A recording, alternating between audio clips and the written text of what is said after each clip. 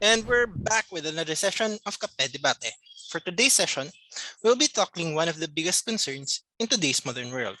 Should we allow the internet to track us? That's right. With a lot of scandals relating to data leakage popping up here and there, this issue calls for proper discussion, one in which we can have a better grasp of the issue and potentially find some guidance in finding the answer to the question posted. But before we further dive into today's session, let us first meet the presenters. And same as the previous sessions, presenters, once called upon, kindly state your name, the side that you are in, and how would you like your coffee.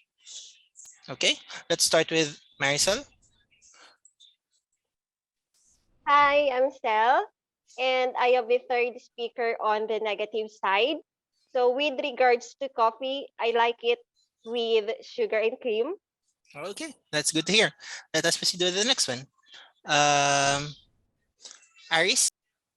Hi everyone, my name is Aris and I'll be taking the affirmative side and I like my coffee with sugar and cream also. Okay, that's good. Next one would be Cheryl. Hi everyone, I am Cheryl Solano, and I oppose to the idea of letting the internet to track us. Okay, As for the coffee, I like it with more sugar. Desha. Hi everyone, I'm Nadesha and I like my coffee frap. Okay, cool. Next one would be Raymond. Hi everyone, I'm Raymond Caranongan. I'm in the third speaker from the affirmative side. So I prefer coffee with sugar and a lot of cream. Oh, okay. And then let's proceed to the next one. JC. Hello. Hi everyone. I prefer my coffee to be bitter and not so sweet. Okay. You're on what side, JC? I'll be discussing for the affirmative side. Okay, cool. And then Gerard. Hi, I'm Gerard Alain Potato, a applications developer in an IT company. So I like my coffee with cream. So my topic is about a profitability of should we allow the internet to track us. Okay. And then last one would be Jamal. Hi, I'm Jimel De La Peña and I'm currently working as an business and integration architect at an IT BPO company. I like sweet, dark, milky, or any kind of iced coffee. And of course, we can continue without introducing ourselves. We are this session's moderator. My partner today is Je. He's a senior JavaScript developer in a Cebu-based company, and he likes Kapeng Barako. Yes, and of course, we can forget to introduce my partner. His name is Mon, a programmer from Batangas, and he also likes Kapeng Barako. It seems that Batangas or Batangueños really like Kapeng Barakos, right? So, okay, everyone seems to be pumped up with their coffee. Before we proceed with the debate proper, let us have a quick recap of the mechanics for today's debate. So before we proceed to that, let me just share my screen. So for today's topic, the debate structure would be that each presenter would be given time to discuss their given topic, after which a rebuttal question would be asked from the opposing side. And then the presenter would then be given time to answer the rebuttal question. And for this debate, we have chosen 4 debate subtopics that we would be focusing on our discussions for today. So the first one would be marketing and privacy. The second one would be profitability and safety. The third one would be security. And finally, we have better user experience and legal issues. And with that, let us proceed with the first set of discussions. Let us call on JC to discuss the affirmative side's proposition, marketing. JC? Okay. Thank you, Je. Data is required to develop an effective marketing plan, and data comes mostly from customers. And according to one study, 80% of customers would allow their data to be used for advertising. Traditional marketing approach would be helpful, but it's just an intelligent guess if not supported by relevant data. And with our currently available marketing tools and technology, it provides detailed and deeper understanding of our customers' needs that were difficult to achieve through traditional marketing. And today, data is the foundation of marketing and advertising. And as someone who works in advertising industry for years, it's a requirement if we want to, number one, is to reach the right customers. That ideal customer who will not only convert and buy, but also will be loyal and recommend products and services to network of friends and families. Secondly, is to boost ROI. So according to another study, a company who uses data for marketing and sales decisions increases ROI by 20%. And third, personalized customer experience. So with data, these are not only bringing in more sales, but also better buying experience for customers. Most ads will likely go to trash, but by providing personally relevant ads that they are interested in, shows that companies care about their experience with brands. And lastly, to develop product and services further, data that identify pain points, bottlenecks, and desires of customers. Through technology and data collection, there is a higher success rate for marketing strategies. Some data collection methods used nowadays are surveys, interviews, subscription, social media, and online tracking.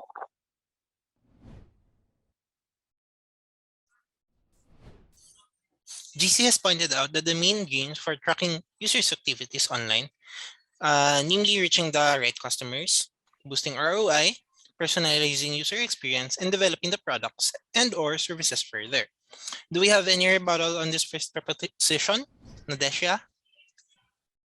Yeah, we actually recognize that the collection of data for marketing purposes would definitely help companies in promoting their products and services. But I am curious to know the basis of the 80% of customers that would allow their data to be collected, because this assertion may just be an opinion rather than a factual statement. In fact, in a survey conducted in 2019 by Pew Research Center based in the United States of America, 81% out of 4,272 adults surveyed felt that the benefits they get from having their data collected by companies is outweighed by the potential risks that they can get from the same. And 79% are concerned about how their data are being used. Online or digital privacy is of great concern as everyone's personal and financial information are at stake. Companies who use and sell their customers' data may profit from this and gain greater ROIs, as JC have said. But how is the customer's right to privacy protected? It is known that collecting a massive amount of data from the customers means having bigger responsibility of protecting it. Even large and known companies fail to protect their customers' data. An example of it would be Marriott International. It is a company based in the United Kingdom which has the ability to equip stronger cybersecurity measures, but still experience a cyber attack, causing the exposure of sensitive information of 500 million customers in 2018. Marriott International was eventually fined 18.4 million pounds by the UK government for the data breach. So this is just one of the many examples of companies failing to protect the privacy of their customers. Now, data breach is just one of the threats that we can get from having our data collected. Once we share our data online, it practically does not feel like it belongs to us anymore. And we actually will never know if our shared personal data is being abused. Ooh, medyo mainit agad. The first proposition is being contested. Kasi it seems that Nadesha is saying that medyo questionable yung statistics used to back the first proposition. How would we respond to that, JC? Okay, thank you. So with regards to that 80%, there's no further information published on their page except for a study conducted in the UK regarding consent gathering experiences that showed how consumer behavior is likely to change based on consumers' understanding of data privacy. Similarly, in the US, a survey for 2,000 customers found that 91% of people consent to legal terms and services conditions without reading them. And in ages 18 to 34, the rate is even higher, with 97% agreeing to conditions before reading, not to mention privacy policies. And let's also consider the strictly necessary information and permissions to use particular services. For example, you cannot access the web without an IP address. This information reveals your almost accurate geographical location, as website would not know where to send the information you requested, thus breaking your internet connection. So to protect customers' right to privacy, a well-thought data collection plan can be implemented. This includes where to collect data, how to collect it, when to collect it, and who do the collecting. Most importantly, abide by the existing laws and regulations. We understand the high risks and probability of cyber attacks, and cyber attacks are inevitable. It quickly happens during the time we least expect them. But the real and most important question here is, are we ready? We can start allocating more skilled people as part of cybersecurity measures. Furthermore, and this is very important, we have to understand that this is not just the responsibility of the cybersecurity people, but everyone who is part of the organization. We have time and we can prepare. All known cybersecurity breaches and loopholes must be addressed during the preparation. And the cybersecurity team will continuously monitor and fight against potential threats, while the rest ensure they strictly follow and be updated of cybersecurity practices. Data collection is a vital process of marketing. It helps us see what works and what doesn't, communicate our values, and to reach and understand the needs of customers so we can provide better experience. Thank you for that, JC. And that concludes the discussion for marketing. Now, let us hear it from the negative side. Nadesha, please take the floor. So I would like to mention what JC has said earlier, that it is quite alarming that 91% out of 2,000 American consumers agree to terms and conditions, or we can say the privacy policies, without reading them or fully understanding its content. Actually, there is an ongoing 12-year study in the University of Pennsylvania stating that there are misconceptions and misplaced confidence when it comes to privacy policies. The study found out that companies make their customers believe that their privacy rights are protected under the existing privacy policies, when in fact, these privacy policies protect the companies from having to deal with legal issues when disputes arise. But I agree that equipping companies with stronger cybersecurity measures is necessary and ideal, but in reality, this does not seem like the priority of the business industry. An example of this would be Facebook's data selling scandal. Their privacy policy promises that no data shall be sold, which is actually true. No data was sold directly, but access to its consumers' data is given to those who are willing to pay for it. The markup even claimed that some targeted ads appearing on Facebook lead customers to websites that collect all personal and financial information available. And it is actually very terrifying that businesses exist to make more money, even at the expense of a simple right of an individual, which is the right to privacy. Ooh. So Nadesha seems to be laying out the proposition that companies have this facade of protecting the rights of the customers, whilst in fact, they are actually protecting themselves from being held accountable once issues arise. Do we have any counter argument for that, JC? Yes, of course. Well, Facebook has many data privacy scandals and turned its users to outrage. In 2007, it forced them to reconsider its initiative related to targeted advertising and apologize. Later on, they introduced new privacy options that require opt-in. So also introducing the European Union's General Data Privacy Regulation, requiring all organizations to be compliant to protect and empower all EU citizens' data privacy and to reshape the way organizations across the region approach data privacy. So this regulation affects businesses and individuals, even if they do not have European presence, as long as they're dealing with EU businesses and citizens.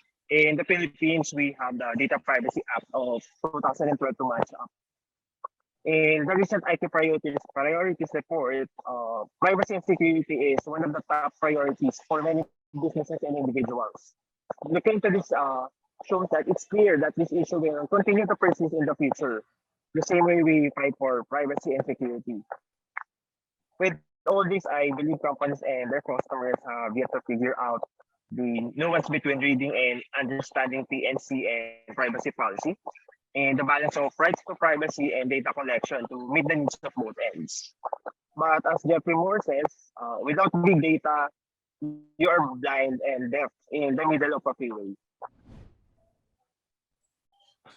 JC is arguing that though these issues have occurred, people in organizations are taking measures to handle these situations, ensuring that these incidents will not happen again in the future. Nadeshia, what's our take on that? I actually agree with JC that the issue with privacy will continue to persist in the future. We, especially as consumers, should still continue to be vigilant on how our personal and financial data are being collected and used. It is actually good to know that more laws are being written and institutionalized, such as the European Union's GDPR and the Philippines Data Privacy Act of 2012, and its IRR was promulgated in 2016. However, I still have reservations with regard to allowing the internet to track us, because although there are existing laws, it takes months before a data leakage or data breach to be discovered. Case in point, the recent hacking issue with BDO, right? So in the IT priorities report by Snow Software cited by JC, reducing security risks placed third, while reducing IT costs placed second. And this may be conflicting for the side of companies, as protecting the privacy and security of their customers would mean them spending greater costs. So there is no certainty which issue will be prioritized. Okay, thank you for that. That first set of propositions were quite packed with a lot of information. I might need to have another cup of coffee. But before we do that, let us proceed with the next set of presenters, Gerard and Jamal. Gerard will be discussing the affirmative side proposition, profitability. So Gerard, take the floor. Advertising income is one of the most prevalent methods for the internet service providers to make money without charging consumers for access to content. Millions of people visit and spend time on the internet service websites such as Google, Facebook, and Twitter every day because site information on search engines and social media platforms is provided to customers at no cost. Each of these individuals represents a potential consumer for companies that sell goods and services through the internet. Thanks, Gerard. As explained by Gerard, one of the many ways on how companies gain revenue, despite providing free services, is through the use of advertisements. Do we see anything quite concerning with this statement, Jim? For profitability, website tracking offers us few benefits, but the real question is, are they worth it? Gerard, how would we respond to that? Companies that want or need exposure to potential customers can buy advertising space on free content sites in order to reach consumers to whom they would otherwise be unable to deliver marketing message. Sites charge fees to other e-commerce businesses for presenting a specific advertising message to those users, either as a broad or customized advertising campaign.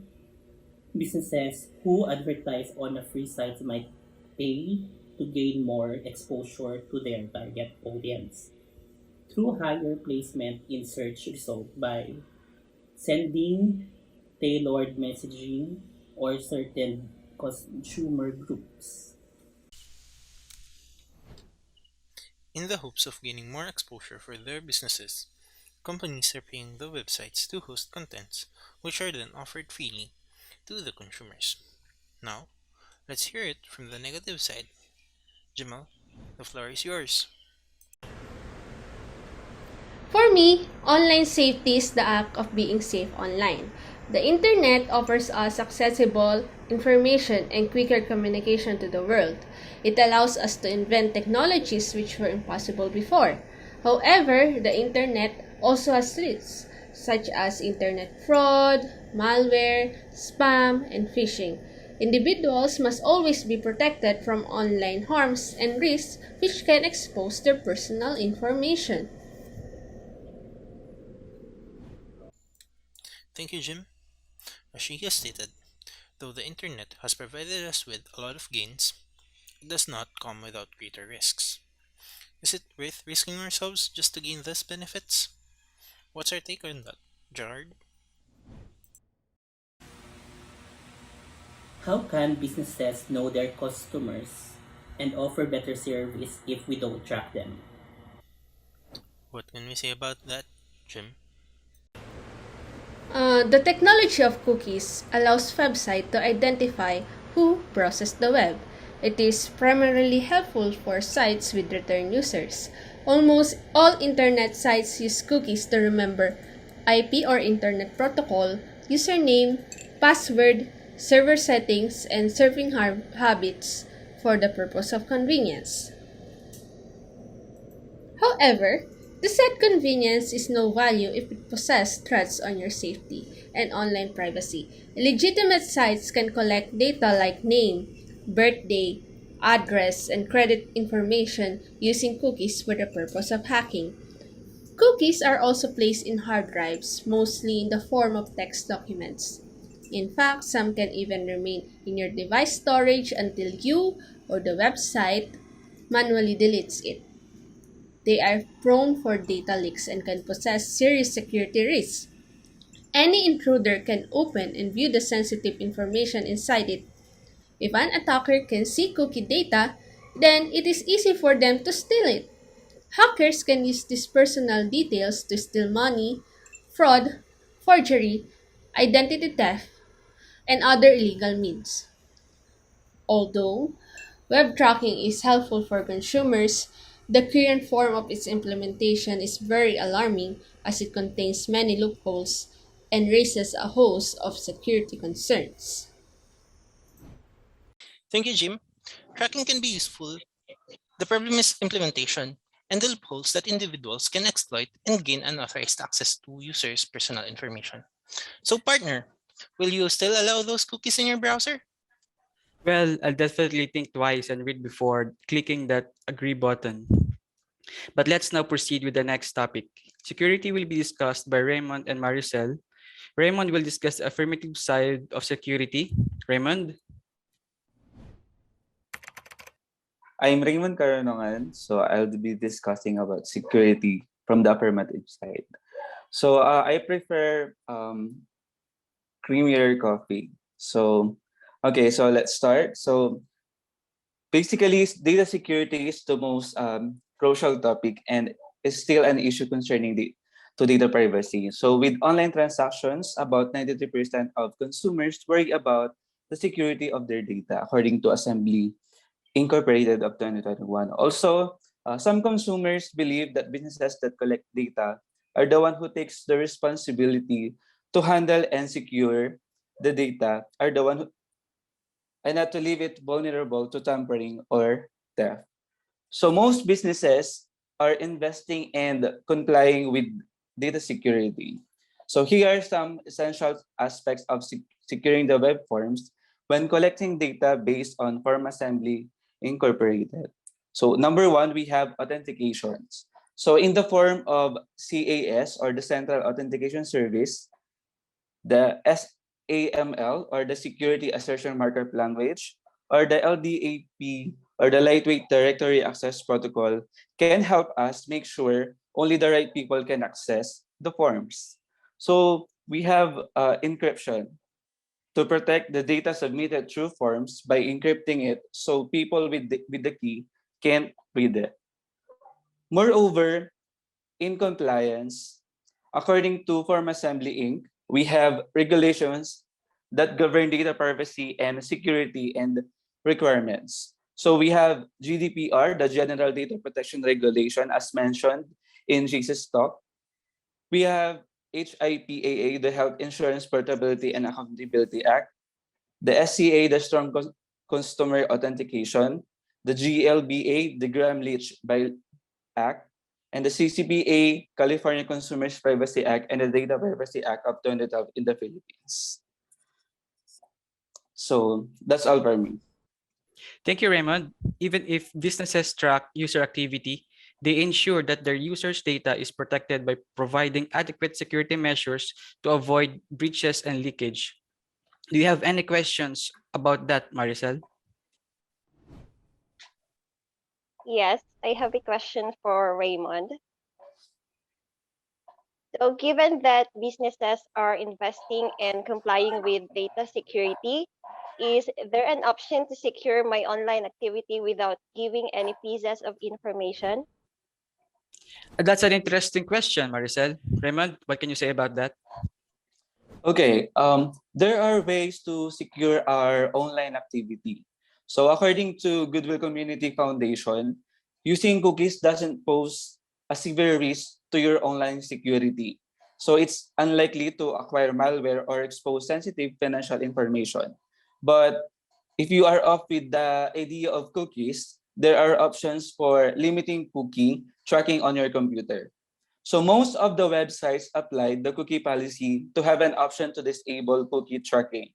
Although this may disable some features of the sites, in the Chrome browser, if you want to get out of the idea of cookies entirely, the browser has features to enable the do not track settings. So moreover, using the incognito or private browsing mode is another technique to prevent any cookies from being saved to your web browser. That's nice. Users are not forced to enable tracking, and browsers provide means of how to avoid being tracked. I'm definitely going to try that incognito mode later. But for now, let's proceed with the negative side. Maricel, the floor is yours. Okay, thank you, Mon. So basically, companies track customers and gather vast amounts of their information to improve their services and deliver value to their customers. But there is actually a downside there. The collected data pose some security threats, such as identity theft, financial fraud, and invasion of privacy. So the more private data being collected and disseminated, the more individuals are at risk of those threats. So aside from this, so a company might also try to sell those data to third-party entities, often without the customer's permission. So while many don't sell your data, they often share access to it. So for example, PayPal disclosed that it shares consumer data with hundreds of entities worldwide, such as Bank of America, American Express, Wells Fargo, to name a few. Tracking your customers to improve your company's products or services is reasonable, but selling and sharing their data without their consent is immoral. So that's it for me. Thank you, Maricel. Some companies are doing unethical actions by giving away customer information collected by the service provider. Raymond, how do we respond to that? Although knowing that your personal data is being tracked online can be frightening, numerous benefits come from web tracking.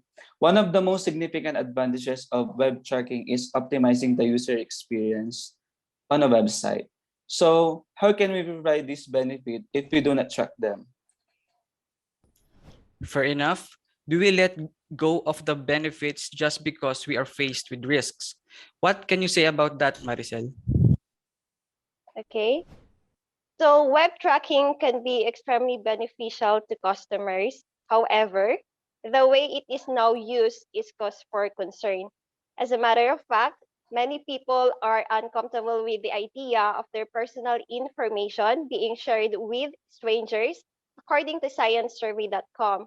Pew Research Center revealed that 36% of US adults feel somewhat comfortable with companies sharing their personal data with outside organizations conducting research that could help them better society, but a greater number, which is 64%, are uncomfortable with this practice. Further, the more personal data is being collected from many individuals, the greater the company's accountability to those individuals on how their data is used. Nowadays, many companies are increasingly storing sensitive consumer data on cloud servers, certain that it will be protected from hackers. However, a hacker can quickly reveal company's data for all to view by just getting access to restricted network. The Facebook Cambridge Analytica scandal, in which the business gathered data from millions of its users to target voters with political ads during the 2016 elections, is one example of how the company failed to protect users' personal data. In April of 2021, Facebook was back at it after 3 years and billions of dollars in fines for failing to protect consumers' data. So this latest incident demonstrates how profoundly all accountability systems have failed and continue to fail. Thank you about that. Thank you. Just like our previous topic, tracking is useful when it comes to online security. It just so happens that some companies take advantage of it for their own gain. And clearly, how these security measures are implemented should continuously updated. Moving to our final topic, which we will be between Aris and Cheryl. Their topic is better users experience and legal issues. Let's start with affirmative sides. Aris, you have the floor. Thank you. My name is Aris and I like my coffee with cream. So let me start by saying that in life, we must always remember that we are in control. So we have the freedom to act, speak, and think as we want. And then the act of picking up your phone and using the internet and also browsing the website and inputting your personal information and the likes are all governed by our choices. We always have control over what choices we want, and then it's actually a matter of preferences when it comes to your privacy. So also, all throughout history, human civilization improved by undertaking new endeavors while outweighing the benefits and the risk. So just like in the field of medicines, new discoveries of pharmaceutical drugs undeniably have benefits, but it also have side effects. So however, that didn't stop doctors and medical professionals from prescribing them to cure us from diseases. They outweigh the risk and benefits of that new drug and improve it by managing the side effects. I believe that we should also shouldn't stop the advancement of technology just because of those risks. We instead must improve the management of those risks. And one way we can achieve that is by implementing legal measures. So we can say that the law isn't perfect right now, but much like every drug undergoes numerous clinical trials and revisions, the law also undergo a lot of amendments before we arrive at the ideal one. The fact that those amendments are being made now is a great step towards that ideal law, and somehow in the future that law will provide us and will protect us, and also our privacy will be protected. Moreover, given that a user will be asked between better customer experience and a lackluster one, definitely he will choose the first option, which is the better customer experience. And if a company or business wants to provide better user experience, it's imperative to collect data. Only by knowing more about users and the company and the user in general, the company can cater more to their needs. And then they can also personalize their approach and serve them better, the users. So actually, a research by Deloitte, a multinational professional service network company, found out that 1 out of 5 customers is willing to pay 20% more for a personalized or exclusive product. And similarly, according to Salesforce, 72% of consumers and 89% of business buyers say that they expect companies to understand customers' unique needs and expectations. And you can only do this, or you can only understand this if you track data, or you have data from your customers. So these studies only prove that customization and personalization increases perceived service quality, customer satisfaction, customer trust, and ultimately customer loyalty towards a service provider. That is the reason why video sites like YouTube and Netflix collect information on the videos we watch. Online stores like Amazon and eBay keep a record on the different items we view and purchase. And search engines like Google keep a record on the things we search for. The data collected about us, our preferences and interests, help them suggest more videos that we like or products that we want to buy, and also provide us with a more relevant searches and results of that searches. So can you just imagine the alternative scenario? You try to browse something for or look for something, and then it will get you, or it will suggest millions of videos before you get into the one that you like to watch. So data tracking actually gave birth to personalization of service, where only relevant information is being shown to us. With this, it is known that it saves us from information overload. And then finally, based on the facts that were presented, I can definitely say that collecting data fosters a win-win situation for all stakeholders. It allows business to be more progressive, and it also increases the chance of meeting customer expectations by providing a better user experience, personalized communication, and relevant suggestions. That's all. Thank you. That is an interesting point. Why not give data tracking its clinical trial for the advancement of technology? What can be our concern with that proportion, Cheryl? Given that the law protects privacy from wrongful exploitation, and if we disregard it for the sake of better user experience, how will you then address the dangers of companies exploiting their customers because they possess their data? Thank you, Cheryl. What is your take on that, Aris? Okay, so I think that companies, if they misuse customer information, they will have more to lose. Actually, they have more to lose because it's a negative publicity, and they will be faced with damaging lawsuits. Also, exploitation remotely happens. So actually, if I can count them easily, right? It's very remotely that it happens. And then because actually it's in the best interest of companies to protect and uphold high ethical standards towards their customer information. Otherwise, it will be very difficult for them to maintain customer loyalty. So I think although exploitation is a possibility, companies have more to lose than to gain if they exploit them. That's my answer. Thank you. So it is a lose-lose situation if the company misuses the user information. Now let's hear the negative side. Cheryl, you now have the floor. The unstoppable and increasing popularity of social media and the undeniably helpful services that the internet has to offer, ranging from personal up to our professional life, we have stepped up from our enclosed and contained life with the use of technology. When the society is full of freedom of expression, so be it. I acknowledge that only when we express ideas, information, and data, we can welcome progress in every aspect of our lives.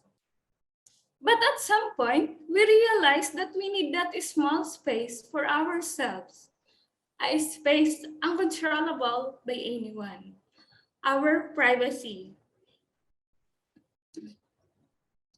It has been acknowledged that privacy exploitation has been a serious thing that we need to take care of.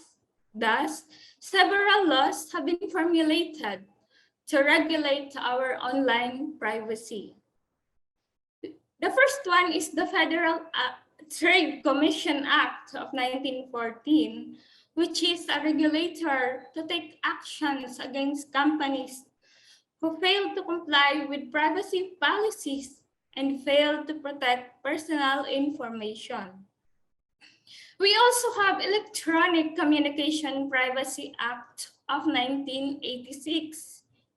It aims to protect certain wire, oral, and electronic communications from unauthorized perception, access, use, and disclosure.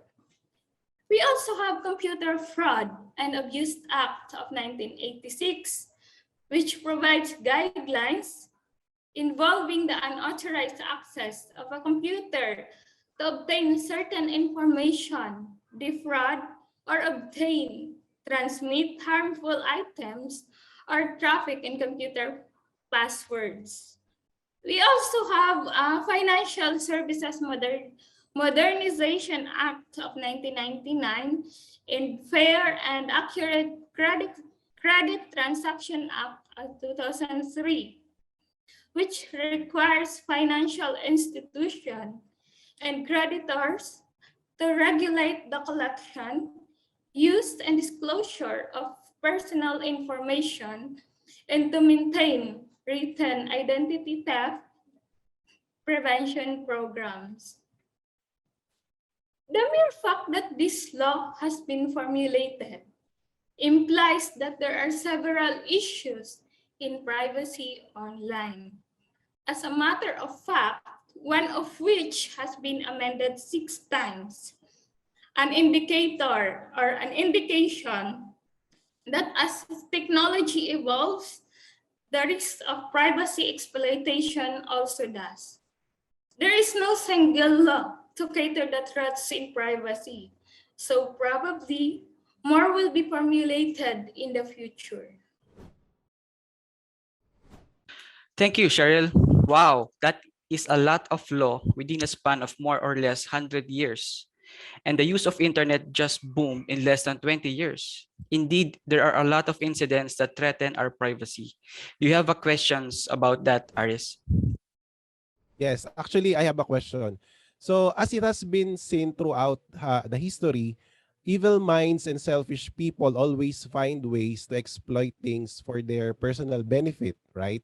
So, how sure are we that these laws and regulations are being used to protect the rights of the majority instead of prioritizing the benefits of a few? Can you explain this, please?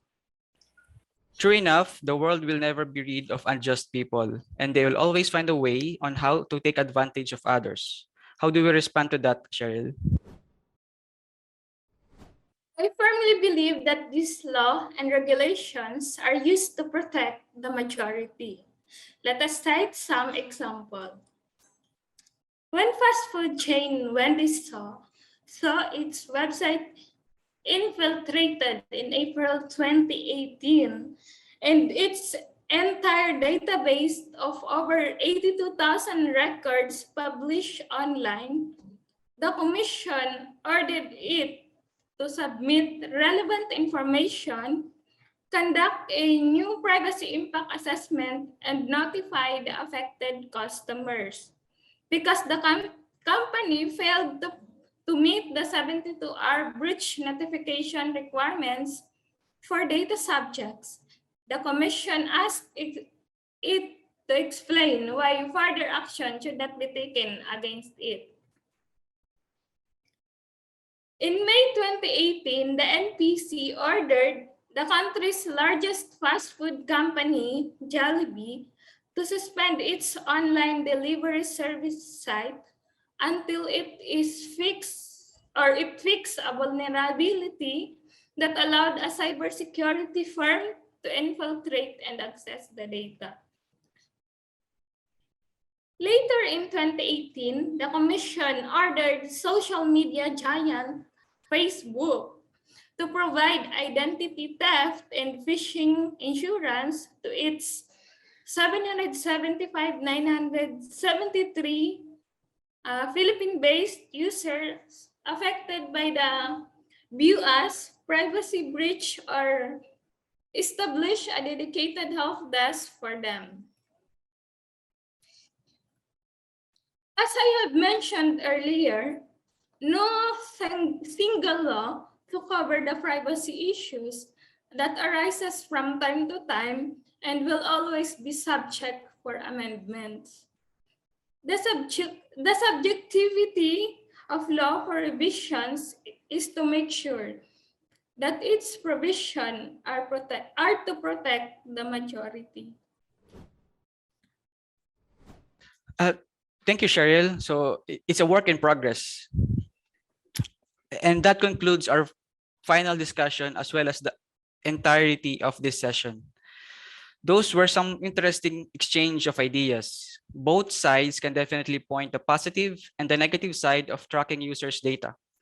It is an interesting concept to give tracking its clinical trial to help improve what we have right now and how we can improve our process of tracking our users. It will also help if we have standards on how to implement tracking to protect users and the content providers. Positive or negative, they have one thing in common: us, users, and the company that provides the services that we are going to use. Even though it seems that we haven't really reached an agreement, one thing has been made clear, and that is the need for us to take an active stance when it comes to this issue.